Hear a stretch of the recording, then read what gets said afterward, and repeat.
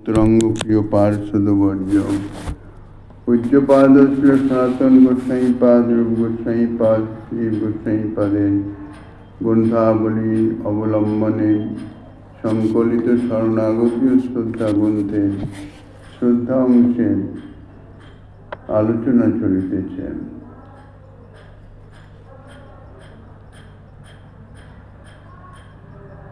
श्रीमद् भागवतेर तृतीय स्कंदे बोलছেন केवलेन च धर्मेण कुटुम्ब भरणत सुखः याति जीवयन्धतामेश्वरं चरमं तमस पदम।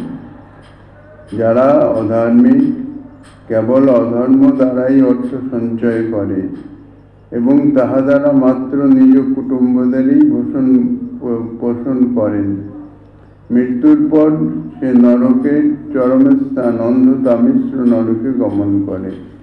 এ হলো নির্বোধ মনুষ্যের কথা। ভগবানের সাথে চালাকি করে তাকে বা তার কৃপা কোনো কালেই আশা করা যায় না। এই প্রচণ্ড নির্বুদ্ধিতার জন্য হিসেব করেই দণ্ড নিতে হয়। কাল ছড়ি হাতে বসে আছে, এক একটা আঘাত যখন পিঠের উপর চালাতে থাকে তখন হিসাবটা একেবারেই ভুলিয়ে দেয়। মায়াদেবী এক একটা ঘুষি যখন দিতে থাকেন তখন হুঁশ ভুলে যেতে হয়। আর শেষ সময়ে প্রকৃতিদেবী মৃত্যু দ্বারা গলা টিপে সবটাই সজোরে কেড়ে নেয়। তখন পরলোকে যমের কাছে হিসাব দিতে হয়। এই হলো নির্বোধ জীবের চরম পরিণতি। তাহলে শাস্ত্র অনুসারে বুদ্ধির বিকাশ, জ্ঞানের বিকাশ, বিবেকের বিকাশ, শিক্ষার বিকাশ তথা মনুষ্যত্ব থেকে দেবত্ব, সাধুত্ব প্রভৃতি মহৎ গুণের সর্বোপরি বিকাশ হয় ভগবত ভজনে। তাই ভগবান শ্রীকৃষ্ণ বলেছেন সর্বেষাং মদ উপাসনম। সকল জীবের, সকল মানবের সাধারণ ধর্ম আমার উপাসনা। ইহাই হচ্ছে শ্রদ্ধার চরম সীমা। এটাই পুরুষার্থ বিচারের চাতুর্য।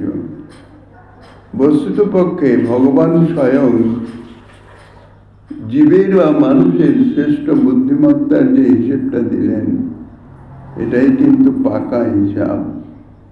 এই হিসাবটা টিকাকার শ্রীমৎ বিশ্বনাথ চক্রবর্তী পাদ তিনি বড় সুন্দরভাবে বুঝিয়েছেন।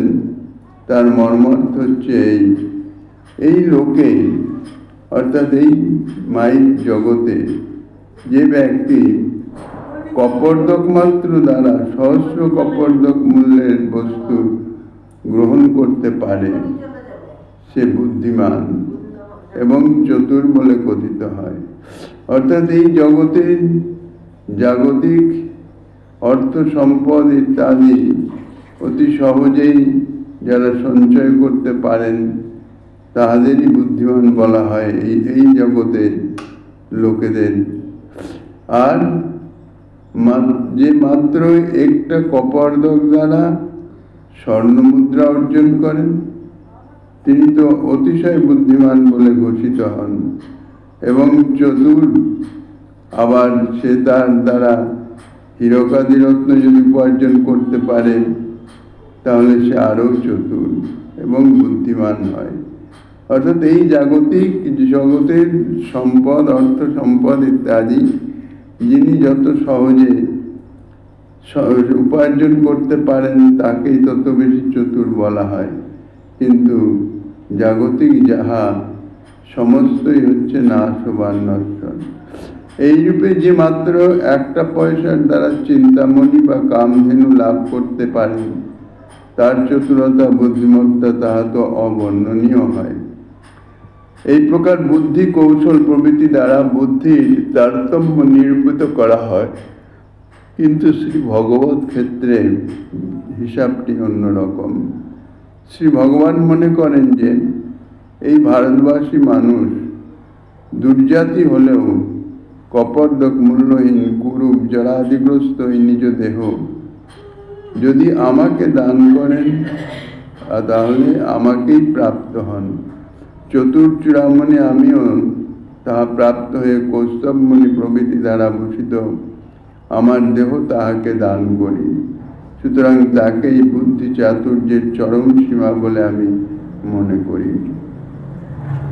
বাস্তব কথা, এই জগতে নশ্বর বস্তু যাহা নাশবান, সেই বস্তু দিয়ে যদি কোনো অপ্রাকৃত সত্য বস্তুকে সংগ্রহ কেউ করতে পারেন, যথার্থ বুদ্ধিমান সেই ব্যক্তি। এই যে প্রাকৃত দেহ, ইহা নাশবান, সদা পরিবর্তনশীল, বিনাশশীল, নাশবান এই দেহকে, এই দেহের দ্বারা ভগবৎ সেবা আদির মাধ্যমে, ভগবৎ ভক্তি যাজনের মাধ্যমে যদি কেউ অপ্রাকৃত চিৎ জগতের সেই ভগবানকে লাভ করতে পারেন, তাহলে তিনি যথার্থ বুদ্ধিমান চতুর। বাস্তব কথা, প্রাকৃত বস্তুর মাধ্যম দিয়ে, প্রাকৃত বস্তুর দ্বারা যদি কেউ অপ্রাকৃত বস্তু সংগ্রহ করতে পারেন, তার মতন বুদ্ধিমান জগতে বাস্তবত কেউই নাই। কিন্তু কেউ যদি বলেন ভগবানকে শরীর দান কি করে করা যায়, উত্তরে আচার্যপাদ বলেছেন, ভগবান নাম কীর্তন ও তার কথাদি শ্রবণাদির জন্যে বাক্য সত্যাদির বিনিয়োগকেই ভগবানের শরীর দান বলা হয়। অর্থাৎ এই দেহ দ্বারা ভগবৎ সেবা, ভক্তি অঙ্গ যাজন, শ্রবণ কীর্তন আদি ইত্যাদি সমস্তই ভক্তি মহারানী তিনি অপ্রাকৃত চিন্ময়ী। ভক্তি অঙ্গ যাহা কিছুই সাধিত হোক, তাহাও অপ্রাকৃত চিন্ময়। প্রাকৃত শরীরের দ্বারা সেই অপ্রাকৃত চিন্ময় ভগবত ভজন তাহাকে যিনি করিতে পারেন, তিনি হচ্ছেন যথার্থ চতুর। যদি কেবল তার নাম কীর্তনে রসন বা তার কথা শ্রবণে কর্ণ অথবা পরিচর্যার্থ করদয় মাত্র দান করে, তাহলেও তার আত্মদান করা হয়। যখন শিরের একদেশ মাত্র দানেই সেই ভগবানকে লাভ করা যায়, তখন কোন বুদ্ধিমান ব্যক্তি তাহা না করবে? শেষে চক্রবর্তী মহাশয় একটি শ্লোকে ভগবান শ্রীকৃষ্ণ কথিত উক্ত শ্লোক সম্বন্ধে অদ্ভুত সিদ্ধান্ত বলেছেন। সর্বোপদেশ সারবয়ং শ্লোক চিন্তামণি প্রভু হৃদয়ে যস্য রাজেত স্বরাজেত ভক্ত সংসদী। অর্থাৎ প্রভুর এই উপদেশ শ্লোকটি সর্বোপদেশের সার, উপদেশ চিন্তামণি সদৃশ মূল্যবান। এই উপদেশ যার হৃদয়ে বিরাজ করে, সেই ব্যক্তি প্রভুর প্রিয় ভক্ত সভাতে বিরাজিত হন। এইভাবে ভক্তিতে উত্তম অধিকারীর লক্ষণ সম্বন্ধে সুস্পষ্টভাবে বোঝার জন্য আচার্যপাদ টিকার আধারে বিভিন্ন দৃষ্টিকোণ থেকে বাস্তব চিত্রটিকে জানবার চেষ্টা করেন। এখানে মধ্যম ও কনিষ্ঠ অধিকারী সম্বন্ধে বর্ণিত আচার্যপাদ শ্রী রূপ গোস্বামীপাদের উক্তি তাহা আলোচিত হচ্ছে। মধ্যম অধিকারী কানারা, যা শাস্ত্রাদি স্বনুপনঃ শ্রদ্ধাবান সতু মধ্যম। অর্থাৎ যিনি শাস্ত্র যুক্তি বিচার প্রদর্শন প্রভৃতিতে অনিপুণ, যথার্থ পারদর্শী নয়, শাস্ত্র জানেন কিন্তু সেই শাস্ত্র গ্রন্থ ইত্যাদির দ্বারা অপর কাহাকে প্রভাবিত করা, সেটি তার পক্ষে সম্ভব নয়। অর্থাৎ প্রতিপক্ষের বলবান বাধা বা বলবান যুক্তির সমাধানে যিনি অসমর্থ, কিন্তু শ্রদ্ধাবান মনে দৃঢ় নিশ্চয় আছে, তিনি ভক্তিতে মধ্যম অধিকারী। যিনি শাস্ত্র যুক্তিতে সুনিপুণ, অভিজ্ঞ এবং সুদৃঢ় শ্রদ্ধাবান, তিনি উত্তম অধিকারী। যার শাস্ত্র জ্ঞান আছে কিন্তু অতটা বিজ্ঞ নন, প্রতিপক্ষের নিকট শাস্ত্রের চর্চা ইত্যাদির মাধ্যমে নিজ মত স্থাপন এতটা পারদর্শী নন, কিন্তু শ্রদ্ধা যথেষ্ট আছে। শ্রদ্ধা বিষয়ে বিন্দুমাত্র কোন রকম শিথিলতা নাই, সুদৃঢ় অনিশ্চয়াত্মক শ্রদ্ধা বিরাজমান। শুধু শাস্ত্র সম্বন্ধে তিনি তত নিপুণ নন, অভিজ্ঞ নন। তিনি হচ্ছেন ভক্তি জগতে মধ্যম অধিকারী, অর্থাৎ ভক্তি সাধনের মধ্যম অধিকারী। অনিপুণ ইতি নিপুণ সদৃশ বলবদ্বাধির দত্তে সতী সমাধাতুম অসমর্থ ইত্যর্থ। তথাপি শ্রদ্ধাবান মনসি দৃঢ় নিশ্চয় এবত্যর্থ। তত্র কনিষ্ঠ जो ভবেদ কোমল শ্রদ্ধ স কনিষ্ঠ নিগদ্যতে। যিনি কোমল শ্রদ্ধা, অর্থাৎ যাহার শ্রদ্ধায় দৃঢ়তা নাই, শাস্ত্র জ্ঞানও সেরকম নাই, তাকেই বলা হয় কনিষ্ঠ অধিকারী। মধ্যম অধিকারী সম্বন্ধে আচার্যপাদ শ্রীজীব গোস্বামী চরণ বলছেন, যিনি শাস্ত্র বিচারে যৎকিঞ্চিত নিপুণ, কিছু শাস্ত্র জ্ঞান আছে, কিন্তু বলবান বাধার নিকট, সেরকম বিশেষ বিজ্ঞ পণ্ডিতের নিকট যুক্তি প্রদর্শনে তিনি অক্ষম। তথাপি তার শ্রদ্ধাটি দৃঢ়, ভক্তিতে দৃঢ় নিশ্চয় প্রতিষ্ঠিত, তিনি মধ্যম অধিকারী। শ্রী মুকুন্দ দাস গোস্বামী চরণ বলেছেন, মধ্যম অধিকারীকে যে শ্রদ্ধাবান বলা হয়েছে তা হল ভগবৎ সেবার সম্বন্ধে। মধ্যম অধিকারীর শ্রদ্ধা সম্বন্ধে শ্রীমৎ বিশ্বনাথ চক্রবর্তীপাদ তিনি লিখেছেন, অনিপুণ বলবৎ বাধে দত্তে সতী সমাধাতু অসমর্থ। তথাপি শ্রদ্ধাবান গুরুপদিষ্ট ভগবত্তাদৌ মনসি দৃঢ় নিশ্চয় এবেত্যর্থ। অর্থাৎ প্রতিপক্ষের বলবৎ বাধা, শাস্ত্র যুক্তি বিচারে প্রতিপক্ষ যদি বলবান হন, অর্থাৎ নিপুণ হন, তাহলে তাহার নিকট শাস্ত্র যুক্তি ইত্যাদি চর্চার মাধ্যমে তিনি তার মত স্থাপিত করতে অসমর্থ। প্রতিপক্ষের বলবৎ বাধা যদি এসে উপস্থিত হয়, তার সমাধানে তিনি অসমর্থ, অর্থাৎ প্রতিপক্ষের যুক্তি খণ্ডনে অক্ষম নয়। অর্থাৎ ইহাতে বোঝা যায় তার শাস্ত্র জ্ঞান যথেষ্ট নয়। কিছু শাস্ত্র জ্ঞান আছে, তথাপি শ্রদ্ধাবান তিনি, তার শ্রদ্ধাটি সুদৃঢ়, গুরুপদিষ্ট ভগবত তত্ত্ব আদি বিষয়ে মনে মনে দৃঢ় নিশ্চয় সম্পন্নই, কাজেই তিনি মধ্যম অধিকারী, অর্থাৎ ভক্তি সাধনে তিনি মধ্যম। আর কনিষ্ঠ অধিকারী সম্বন্ধে আচার্যপাদ শ্রীজীব চরণ তিনি লিখেছেন, যো ভবে দিতাত্রাপি শাস্ত্রাদি স্বনিপুণ ইত্যনুবর্তনীয় শ্রদ্ধা মাত্রস্য শাস্ত্রস্য বিশ্বাসরূপত্বাৎ ততশ্চাত্রা নিপুণ ইতি যৎকিঞ্চিৎ নিপুণ ইত্যর্থ। কোমল শ্রদ্ধ শাস্ত্রযুক্তান্তরেণ ভেত্তুম সক্ষঃ। অর্থাৎ যিনি কনিষ্ঠ অধিকারী, এখানেও শাস্ত্রাদিতে অনিপুণতা, অর্থাৎ শাস্ত্র সামান্য জানেন, যা মধ্যম অধিকারীতে বলা হয়েছে, তার অনুবর্তন করতে হবে। কারণ শ্রদ্ধা মাত্রেরই শাস্ত্রার্থ বিশ্বাস রূপত্ব হেতু। অতএব অনিপুণ অর্থে যৎকিঞ্চিৎ নিপুণ, এটা মধ্যম অধিকারী সম্বন্ধেই বলা হয়েছে। কোমল শ্রদ্ধা হলো কনিষ্ঠ অধিকারীর লক্ষণ। শ্রদ্ধার কোমলতা মানেই হচ্ছে সেই শ্রদ্ধা দৃঢ় নয়, যে শ্রদ্ধাকে অর্থাৎ বিশ্বাসকে শাস্ত্র যুক্তি দ্বারা খণ্ডন করা যায়, ভেদ করা যায়, তাকেই বলা হয় কোমল শ্রদ্ধা।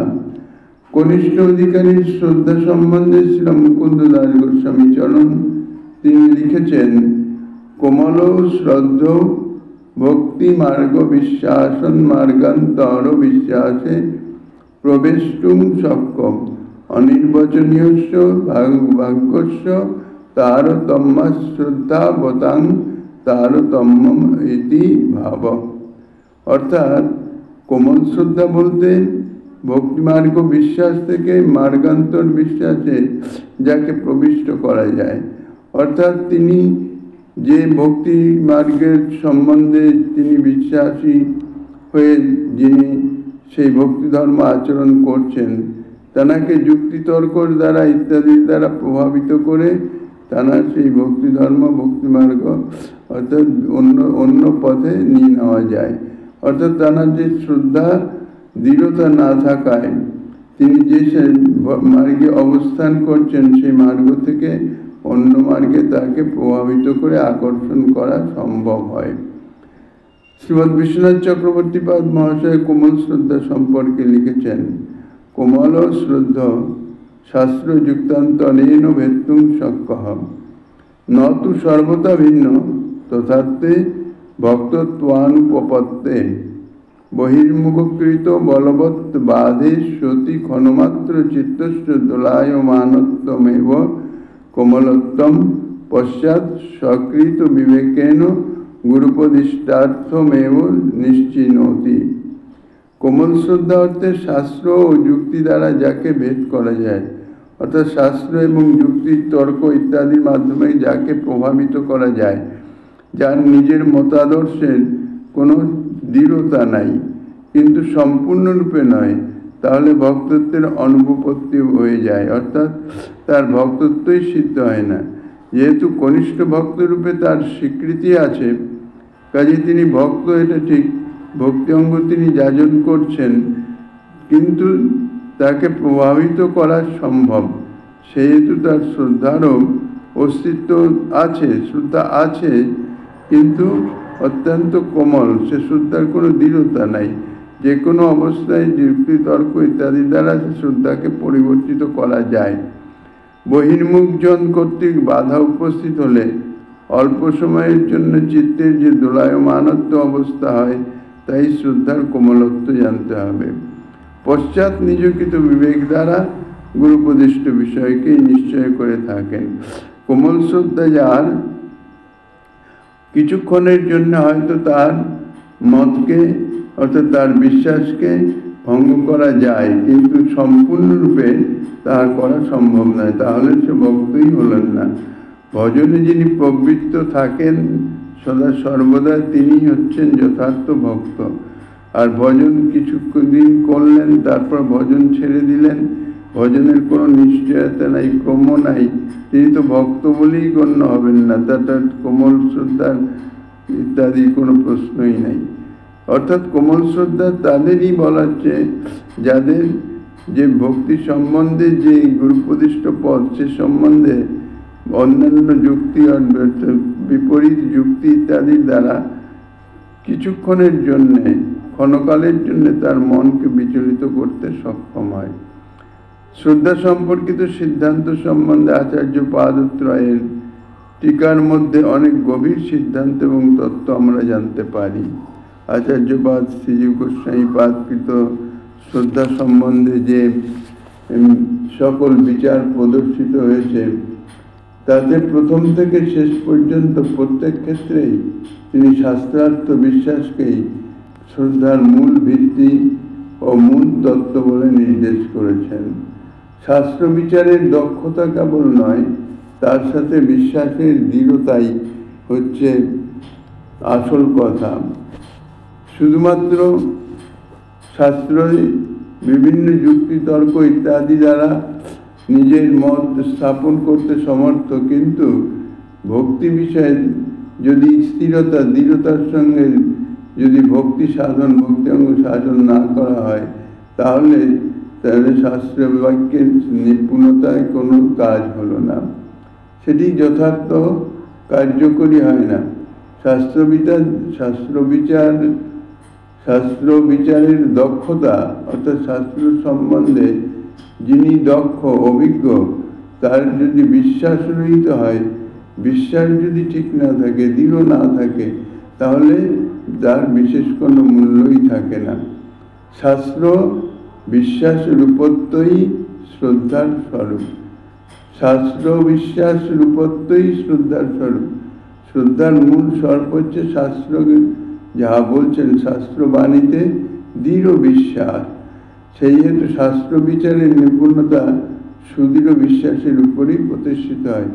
বিশ্বাস যদি সুদৃঢ় না হয়, তাহলে শাস্ত্রের প্রতিপক্ষ অর্থাৎ অন্যরকম যদি যুক্তি প্রদর্শন করা হয়, তাহলে বিশ্বাস যদি ঠিক না থাকে তবে তার স্থিরতা থাকে না, তার শাস্ত্র নিপুণতার কোনো যুক্তি রইল না।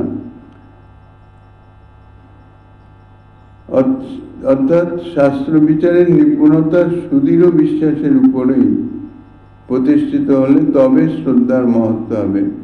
এটি হলো শ্রদ্ধা সম্পর্কিত বিচারের মর্ম। বস্তুতপক্ষে পরতত্ত্ব বস্তু বেদৈক গম্য বস্তু, তা বেদাদি শাস্ত্র দ্বারাই জানা যায়। পরতত্ত্ব বস্তু বেদাদি শাস্ত্র যে মূল গ্রন্থ অপৌরুষেয় শ্রী ভগবৎ কর্তৃক প্রকাশিত, সুতরাং যা দ্বারা পরতত্ত্ব বস্তু ভগবানকে জানা যায়, সেই শাস্ত্রেই যদি বিশ্বাস না থাকে বা বিশ্বাসের শৈথিল্য থাকে, তাহলে শাস্ত্রৈক গম্য তত্ত্বকে জানবার আর অন্য কোনো সম্ভাবনাই থাকে না। তাই আচার্যপাদ শ্রীমৎ শঙ্করাচার্যদেব তিনি আস্তিক্য বুদ্ধি অর্থে লিখেছেন, বেদৈক গম্য বস্ত্বন্তীতি দৃঢ় নিশ্চয় য স্বাস্তিক্য মিত্যর্থম। অর্থাৎ যে বস্তু একমাত্র বেদাদি শাস্ত্র দ্বারাই জ্ঞাত হওয়া যায়, অন্য কোনো উপায়ে বুদ্ধি, তর্ক ও বিচার প্রভৃতি দ্বারা জানা যায় না, সেই লোকাতীত বস্তুকে বেদৈক গম্য বস্তু বলে, যা তার সত্তা নিশ্চয়ই আছে এবং তা ধ্রুব সত্য। এই প্রকার দৃঢ় নিশ্চয়কেই আস্তিক্য বুদ্ধি বলে। আর এই আস্তিক্য বুদ্ধির উপরেই আমাদের আলোচ্য শ্রদ্ধা বস্তুটি প্রতিষ্ঠিত, কারণ নাস্তিক ব্যক্তির শ্রদ্ধার কোনো প্রশ্নই থাকে না। এখন প্রশ্ন হয় এই যে, গ্রন্থ বর্ণিত বিষয়বস্তু তো একই, তা পাঠ বা শ্রবণ করার পরেও তাতে সকলের বিশ্বাস হয় না কেন? গ্রন্থে যা বর্ণিত আছে একই তো কথা, বিভিন্ন লোকে যা শিক্ষা করেন একই শাস্ত্রের কথা শিক্ষা করেন, কিন্তু সেই গ্রন্থের বাণীতে বা বাক্যে সকলের একই রকম বিশ্বাস হবে না কেন? এমনকি বহুজ্ঞ বিবিধ বিষয়ে বিচার ব্যক্ত করার যোগ্যতা আছে এরকম অনেক ব্যক্তির মধ্যেও শাস্ত্র বর্ণিত পরতত্ত্বে দৃঢ় বিশ্বাসী ভাব প্রায়ই দেখা যায় না, এবং সুদৃঢ় বিশ্বাসের সাথে বাস্তব জীবনে শ্রী ভগবত উপাসনার প্রবৃত্তি কদাচিৎ কারোর মধ্যেই দেখা যায়। ইহার কারণ কি? ইহার উত্তরে গৌড়ীয় বৈষ্ণবাচার্যপাদ শ্রীমদ রূপ গোস্বামী ভক্তিরসামৃত সিন্ধুতে লিখেছেন, কেনাপ্যতি ভাগ্যেন জাত শ্রদ্ধয়স্য সেবনে। কোনো অতিভাগ্য দ্বারা ভগবানের সেবায় শ্রদ্ধা হয়। তাহলে জানা গেল কোনো অতিভাগ্য দ্বারাই জীবের ভগবৎ সেবায় শ্রদ্ধা লাভ হয়। এই অতিভাগ্য অর্থাৎ মহৎ কৃপা। অতিভাগ্য সম্পর্কে ইতিপূর্বেই আলোচনা করা হয়েছে। আচার্যপাদের উক্তির উদ্দেশ্য এই যে কেবল শিক্ষার নৈপুণ্য লাভ করলে শিক্ষিত হলেই হবে না, পরন্তু অতি ভাগ্যবন্ত হতে হবে, অর্থাৎ মহৎ কৃপা হতে হবে।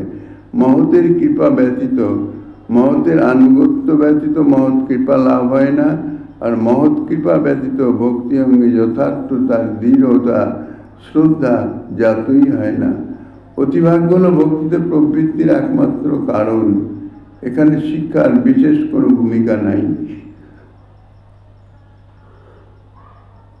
তবে ভক্তিতে বিশ্বাস হলে শিক্ষার দ্বারা তা আরো উজ্জ্বল হয়। কিন্তু অতিভাগ্য বস্তুটি কি? এর উত্তরে টিকাকার দার্শনিক শ্রী আচার্যপাদ শ্রীজীব গোস্বামী চরণ তিনি লিখেছেন, অতিভাগ্যেন মহৎ সঙ্গাদিজাত সংস্কার বিশেষেন। মহৎ সঙ্গ থেকে, অর্থাৎ তাদৃশ জাতরতি ভক্ত বা প্রেমী ভক্ত, তাদের সঙ্গ থেকে, সঙ্গের মাধ্যমে জাত যে সংস্কার, কারণ সঙ্গ থেকেই সংস্কার তৈরি হয়, যে জাতীয় সঙ্গ হয় সেই জাতীয় সংস্কার তৈরি হয়ে যায়। তাহলে তাদৃশ মহতের সঙ্গ থেকে জাত যে সংস্কার, সেই সংস্কার এমনই দৃঢ় শক্তি সম্পন্ন হয় যে সেই সংস্কার কখনো ভেদ করে না, অর্থাৎ ছিন্ন হয় না। সেই সংস্কার তার দৃঢ়তা কখনো শৈথিল্য প্রাপ্ত হয় না। এই সংস্কার বিশেষকেই বলা হয় অতিভাগ্য। এই বিশেষ সংস্কার দ্বারাই ভগবানের সুদৃঢ় বিশ্বাস হয়। মহতের বিশেষ কৃপা দ্বারাই এই বিশেষ সংস্কার তার হৃদয়ে জাগরিত হয় এবং ভগবানের সুদৃঢ় বিশ্বাস হয়। বেদাদি শাস্ত্রে ধ্রুব বিশ্বাস হয়। আর যার ভাগ্যে অর্থাৎ যার জীবনে এইরকম মহৎসঙ্গ ঘটে, মাত্র তার জীবনই সুদুর্লভতা ভগবত ভক্তিতে বিশ্বাস হয়। ইহা ব্যতীত দ্বিতীয় কোনো প্রকার বিকল্প ব্যবস্থা নাই।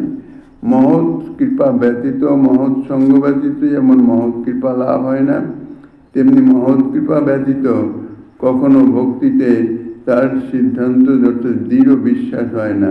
ভক্তিতে যে শ্রদ্ধা, সে শ্রদ্ধা জাত হয় না। যার ভাগ্যে, যার জীবনে মহৎ সঙ্গ ঘটে, মাত্র তারই জীবনে সুদুর্লভ এই ভগবত ভক্তি, সুদুর্লভ ভগবত ভক্তিতে তারই বিশ্বাস হয়। ইহা ব্যতীত দ্বিতীয় কোনো প্রকার বিকল্প ব্যবস্থাই নাই। অর্থাৎ মহৎ সঙ্গ ব্যতীত কোনো কর্মেই ভক্তি হয় না। মহৎ সঙ্গ ব্যতীত তার শ্রদ্ধাও হয় না, বিশ্বাসও দৃঢ় হয় না। আচার্যপাদ শ্রীজীবের উক্ত অর্থের মর্মানুসারেই আচার্যপাদ শ্রীল মুকুন্দ দাস গোস্বামী চরণ এই শ্রদ্ধার তারতম্যের কারণ জানাতে গিয়ে লিখেছেন, অনির্বচনীয়স্য ভাগ্যস্য তারতম্য শ্রদ্ধাবতাং তারতম্যম ইতি ভাবম। অনির্বচনীয় ভাগ্যের তারতম্য অনুসারেই শ্রদ্ধাবানগণের শ্রদ্ধার তারতম্য হয়ে থাকে। এখানে পূর্বোল্লিখিত মহৎসঙ্গজাত সংস্কার বিশেষকেই অনির্বচনীয় ভাগ্য বলা হয়েছে। এখানে বিবেচনার বিষয় এই যে মহৎসঙ্গ বলতে ভক্ত মহতের সঙ্গকেই জানতে হবে। জ্ঞানী মহতের সঙ্গ বা যোগী মহতের সঙ্গ বললে কখনো ভগবত ভক্তি লাভ হতে পারে না, কেননা তাদের নিজেদেরই ভক্তি লাভ থাকে না। ভক্তি জগতে তাদের ভক্তি সাধনই নাই। তাহলে সেই জ্ঞানী মহৎ যারা সাধু সন্ত তারা সকলেই মহৎ, এখন তিনি যে মার্গেরই হন না কেন। তো জ্ঞানী মহৎ যারা, তারা ভক্তির সঙ্গে তাদের সাহচর্য বিশেষ নাই। তো শুধুমাত্র নিজস্ব সিদ্ধির নিমিত্ত ভক্তির যতটুকু সাহচর্য প্রয়োজন ততটুকু মাত্র গ্রহণ করেন। যোগী মহৎও তাই। তাহলে এই জ্ঞানী মহৎ এবং যোগী মহতের নিকট যথার্থ ভক্তি সাধন নাই। এই জন্য তাদের সঙ্গ, তাদের কৃপা, তাদের আনুগত্যের মাধ্যমে ভগবত ভক্তি লাভ হতে পারে না। কেননা জ্ঞান মহতের সঙ্গে বা কোনো যোগী মহতের সঙ্গে মায়িক বিষয়ের বৈরাগ্য, শুদ্ধ আত্মজ্ঞান কিংবা ব্রহ্মজ্ঞান তথা পরমাত্মা জ্ঞান বা তার প্রাপ্তি সাধন বিষয় নিষ্ঠা এইসব লাভ হতে পারে। কিন্তু ভগবানের বিশ্বাসাত্মিকা ভক্তি, দৃঢ় বিশ্বাস, ভগবানের দৃঢ় বিশ্বাস বা ভক্তিতে দৃঢ় বিশ্বাস বা শাস্ত্রবাক্যে দৃঢ় বিশ্বাস, ইহা ভগবত ভজনে প্রবৃত্তি কেবলমাত্র ভগবত ভক্ত মহতের কৃপাতেই হতে পারে।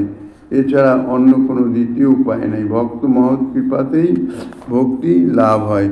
জ্ঞানী মহৎ বা যোগী মহৎ ইত্যাদি মহৎ যারা, তাদের কৃপাতে ভক্তি লাভ হবে না, কারণ তারা নিজেরাই ভক্তি প্রাপ্ত হন নাই। এই জন্যই বলা হয়েছে যে ভগবত ভক্ত জগতে অত্যন্ত দুর্লভ।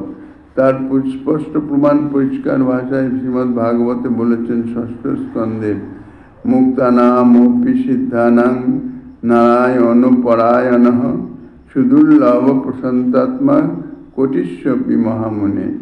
মহারাজ পরীক্ষিত বিদ্যাসুরের অদ্ভুত ভক্তি এবং জ্ঞান বিজ্ঞান সম্বলিত ভগবত তত্ত্বজ্ঞান তথা তার মৃত্যুর পর মহাসিদ্ধি শ্রী ভগবত ধাম প্রাপ্তির কথা শুনে অতীব আশ্চর্যান্বিত চিত্তে বক্তা পরমহংস কুল মুকুটমণি যোগীগণের পরম গুরু বহুজ্ঞ তত্ত্ব বিশারদ ছিল সুখদেব গোস্বামী চরণকে বিস্মিতভাবে জিজ্ঞাসা করেছিলেন যে, হে ব্রাহ্মণ, রজস্তম প্রকৃতি পাপিষ্ট বিদ্যাসুর, যাকে অসুর বলা হয়েছে, আসরিক প্রবৃত্তি সম্পন্ন, সেই বিদ্যাসুরের ভগবান নারায়ণে এই প্রকার দৃঢ়মতি, দৃঢ় বিশ্বাস, সেটি কি করে সম্ভব হলো? এই সংসারে পৃথিবীর ধূলিকণা সম সংখ্যক জীব আছে, অর্থাৎ অসংখ্য জীব, যার মধ্যে কয়েকজন মাত্র মনুষ্যাদি শ্রেয় সাধন করে থাকেন। হে দ্বিজোত্তম, ওই মনুষ্যগণের মধ্যে প্রায় লোকই মুক্তি পেতে চায়। কেউ কেউ মুক্তি ইচ্ছা করেন, আবার মুক্তিকামীগণ সকলে সিদ্ধ হন না। সহস্র সহস্র মুক্তিকামীগণের মধ্যে কেউ বা সংসার থেকে মুক্ত হতে পারেন। শুদ্ধ সত্য দেবগণ, নির্মলান্তকরণ ঋষিগণেও প্রায় মুকুন্দচরণে ভক্তি জন্মে না। কিন্তু পাপাত্মা বিদ্যের এই বিদ্যাসুর, যাকে অসুর বলে সম্বোধন করা হচ্ছে, সেই বিদ্যের পক্ষে ভগবানের ভক্তি কি প্রকারে জন্মালো?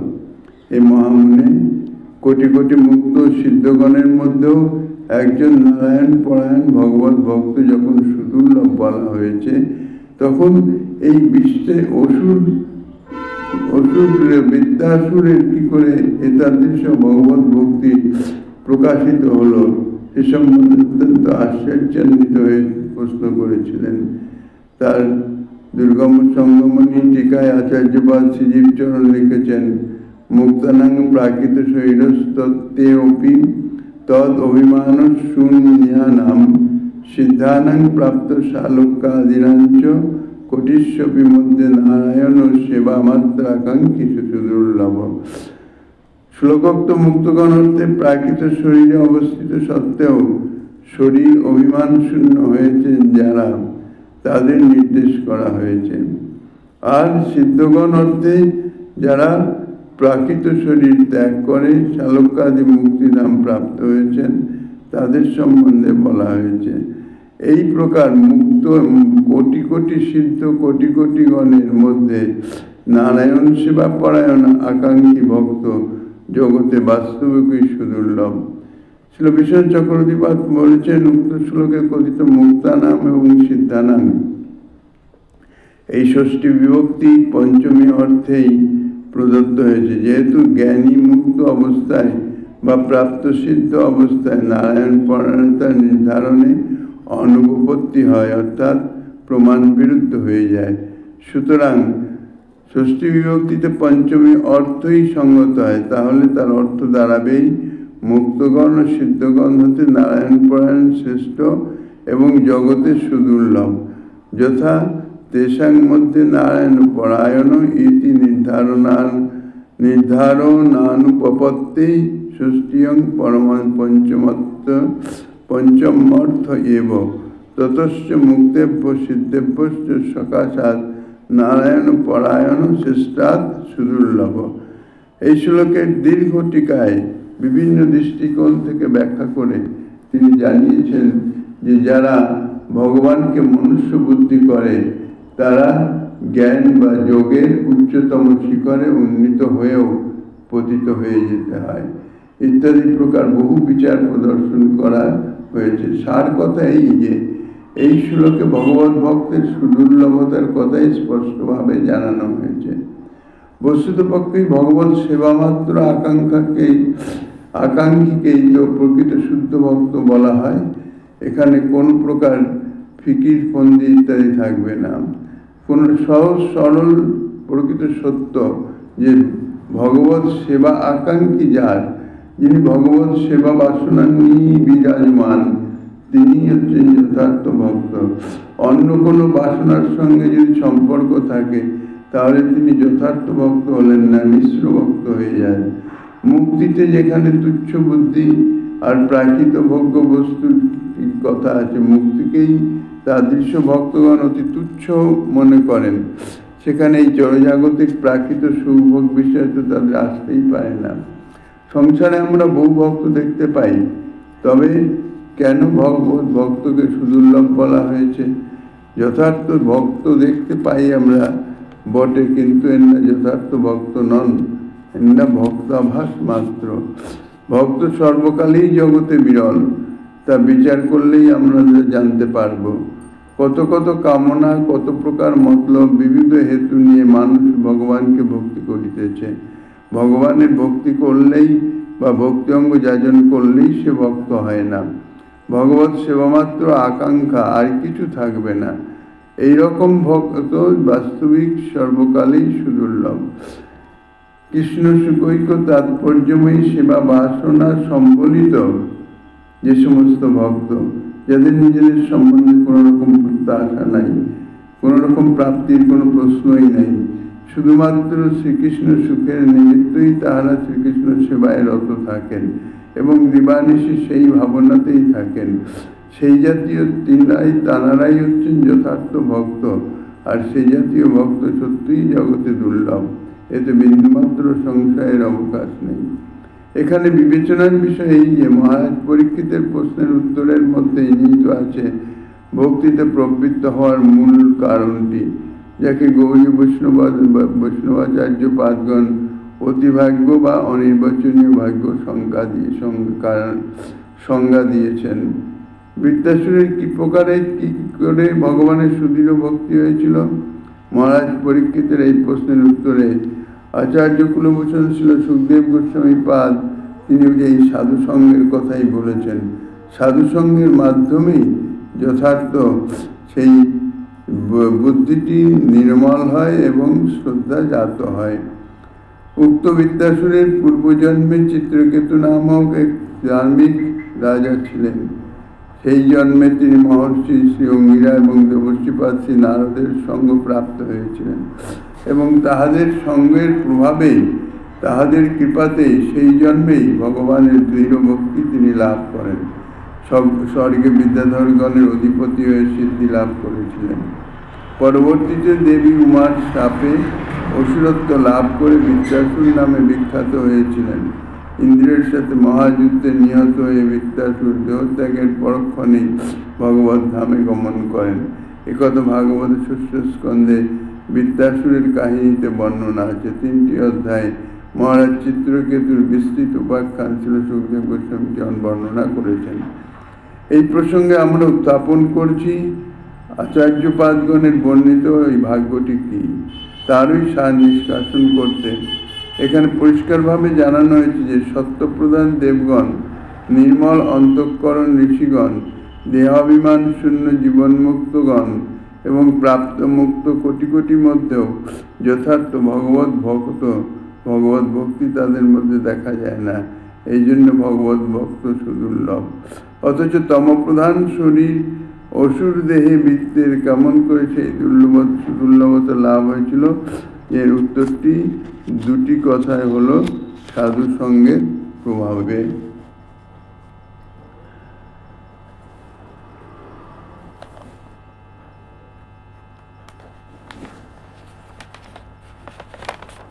এই জন্মে নয়, বৃত্তাসুর পূর্বজন্মে মহারাজ চিত্রকেতু নামে ক্ষত্রিয় রাজদেহে সাধুসঙ্গ দ্বারাই ভক্তি লাভ করেছিলেন। এই নারদ ঋষি এবং অঙ্গিরা ঋষির সঙ্গের প্রভাবেই তাঁর ভক্তি হয়ে যায়। সাধুসঙ্গজাত ভক্তি কখনো তো বিনষ্ট হয় না। তা যে দেহেই তিনি যান না কেন, সেই সম্পদ, ভক্তি সম্পদ তার সঙ্গেই থাকে। তাই অসুর দেহে বা যে কোনো দেহেই হোক না কেন, ভক্তি অপ্রাকৃত নিত্য সত্য বস্তু, তার যতটুকু ভক্তি হোক সেটুকু আর নষ্ট হয় না, ভক্তি অপূর্ণই থাকে। কর্মফল ভোগের নিমিত্ত বিভিন্ন দেহে তার গমন হলো, ভক্তি যেমনকার তেমন থাকে এবং সময় সুযোগ মতো সেই ভক্তি আবার পুনরায় জাগ্রত হয়ে ওঠে। তাই অসুর দেহেও বৃত্তের সেই পুনর্পূর্ব জন্মার্জিত ভক্তি কেবল অক্ষুণ্ণই নয়, আরও উচ্ছ্বসিত হয়েছিল। তার ভক্তির কথা ভাগবতে স্পষ্টভাবে যা বর্ণনা আছে। আচার্যপাদ শ্রীমৎ জীব গোস্বামী চরণ ভাগবতের ষষ্ঠ স্কন্ধে বর্ণিত মহারাজ পরীক্ষিতের উক্ত প্রশ্ন এবং ছিল সুখদেব গোস্বামী পাদে প্রদত্ত উত্তরের মর্ম উদ্ঘাটন করে ক্রমসন্দর্ভ টিকায় তিনি অত্যন্ত তাৎপর্যপূর্ণ সিদ্ধান্ত ব্যক্ত করেছেন। বিভিন্ন দৃষ্টিকোণ থেকে বিচার প্রদর্শন করে অবশ্যই ভগবত ভক্তি লাভের মূল কারণ সম্বন্ধে লিখেছেন। ভগবত কৃপামৃত পরিমল পাত্র বৃত্তস্য শ্রীমত মহত সঙ্গ এব কারণম। ভগবত কৃপামৃত সৌরভ দ্বারা যাহার অন্তঃকরণ বাসিত হয়েছে, সেই ভগবত কৃপাপুষ্ট পাত্র ভক্ত মহত্বের সঙ্গই ভক্তি